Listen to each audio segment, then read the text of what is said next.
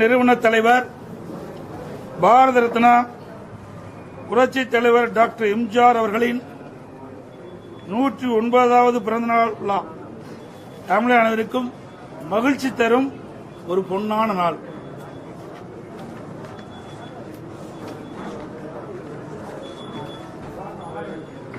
சட்டமன்ற பொதுத் தேர்தல் 2026 அனைத்து இந்திய அண்ணா திராவிட முன்னேற்ற கழக முதற்கட்ட தேர்தல் வாக்குறுதிகள்.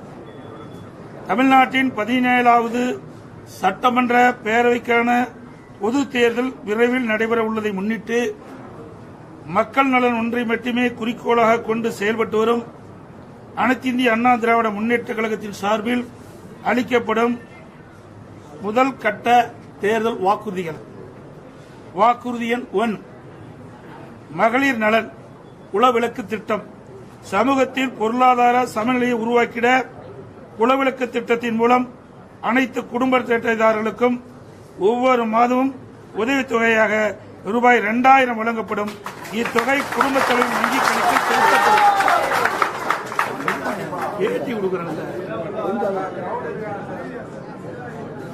படிக்கட்டுமா? கொஞ்சம் கம்மன் இருங்க தம்பி, தயவு செய்து அப்புறம் எல்லாத்தையும் வெளியே போக சொல்லிடுவோம். கை தட்டாதீங்க, யார் அமைதியா இருக்கு. இது பேட்டி கொடுக்கறேன்ல, பேசி முடிக்கிற மட்டும். வாக்குறுதி எண் 1, மகளிர் நலன் குலவிளக்கு திட்டம்.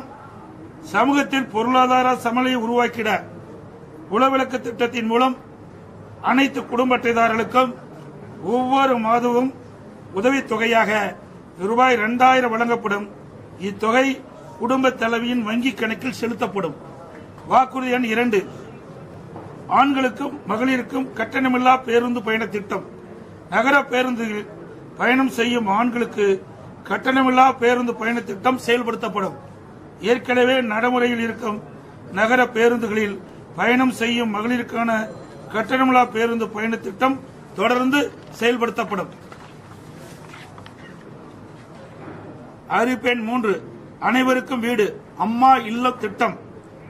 அம்மா இல்லம் திட்டம் மூலம் கிராமப்புறங்களில் குடியிருப்பதற்கு சொந்த வீடு இல்லாதவர்களுக்கு அரசே இடம் வாங்கி கான்கிரீட் வீடுகள் கட்டித்தரப்படும். அதேபோல நகர பகுதியில் சொந்த வீடு இல்லாதவர்களுக்கு அரசே இடம் வாங்கி அடுக்குமாடி வீடுகள் கட்டி அம்மா இல்லம் திட்டம் மூலம் விலையில்லாமல் வழங்கப்படும். அதை போலவே ஒரே குடும்பத்தில் வசிக்கும் பட்டியலின மக்கள் அவருடைய மகன்கள் திருமணமாகி தனி குடித்தனம் செல்கின்ற போது அரசே இடம் வாங்கி அவர்களுக்கு கான்கிரீட் வீடுகள் கட்டித்தரப்படும். அறிவிப்பு 4, 100 நாட்கள் வேலை வாய்ப்பு திட்டம் 150 நாட்களாக உயர்த்தப்படும்.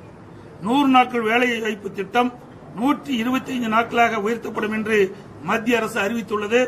கிராமப்புறங்களின் வளர்ச்சிக்கான இத்திட்டம் 150 நாட்கள் வேலைவாய்ப்பு திட்டமாக உயர்த்தப்படும். அறிவிப்பு 5, அம்மா இருசக்கர வாகனம் வழங்கும் திட்டம். மகளிருக்கு ரூபாய் 25,000 மானியத்துடன் 5 லட்சம் மகளிருக்கு அம்மா இருசக்கர வாகனங்கள் வழங்கப்படும். தேர்தல் அறிக்கை தயாரிக்கும் குழு மண்டல வாரியாக பலதரப்பட்ட மக்களை நேரில் சந்தித்து அவர்களின் கோரிக்கை மனுக்களை பெற்றுள்ளனர். இப்பணி நிறைவடைந்ததும் அனைத்து இந்திய அண்ணா திராவிட முன்னேற்ற கழகத்தின் சார்பாக குழு தயாரிக்கப்பட்ட அறிக்கையை அறிவிப்புகளாக வெளியிடப்படும் என்று மகிழ்ச்சியுடன் தெரிவித்துக் கொள்கிறேன்.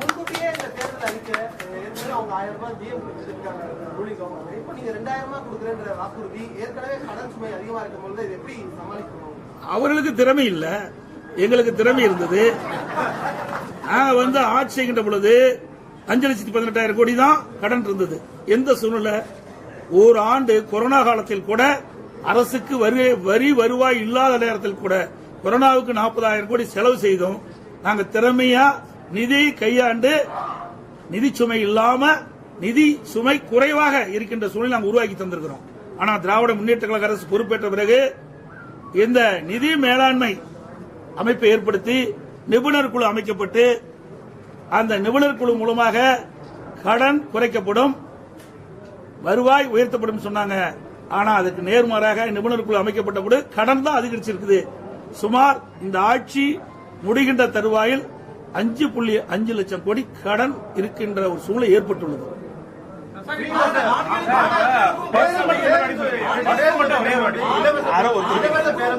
ஆண்களுக்கும் கட்டணமில்லாமல் பஸ் அப்படிங்கிறது மேலும் அதை போக்குவரத்துறையை ரொம்ப கடுமையான ஒரு நிதிக்கு உள்ளாக்காது.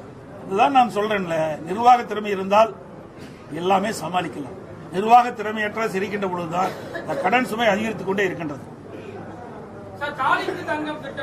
அதையெல்லாம் இன்னும் அதாவது இரண்டாம் கட்ட தேர்தலுக்கு முழுமையாக வெளியிடுகின்ற பொழுது இன்னும் பல அறிவிப்புகள் வெளியிடப்படும். எங்களுடைய தேர்தல் அறிக்கை தயாரிக்க குழு ஒவ்வொரு மண்டலமா போயிட்டு இருக்கிறாங்க, மக்கள்கிட்ட மனு வாங்கிட்டு இருக்கிறாங்க. இப்போ இன்னும் கோயம்புத்தூர் மண்டலத்துக்கு போகல. அங்க போய் பலதரப்பட்ட மக்களையும் சந்தித்து அவருடைய கருத்துக்களை விண்ணப்பம் மூலமாக பெற்று அதையெல்லாம் சேகரித்து அந்த அறிக்கையாக தயாரிக்கப்பட்டு அது ஆய்வு செய்யப்பட்டு அதை அடிப்படையில் மக்கள் என்னென்ன நினைக்கின்றார்களோ அதை எங்களுடைய தேர்தல் அறிக்கையில் இடம்பெறும்.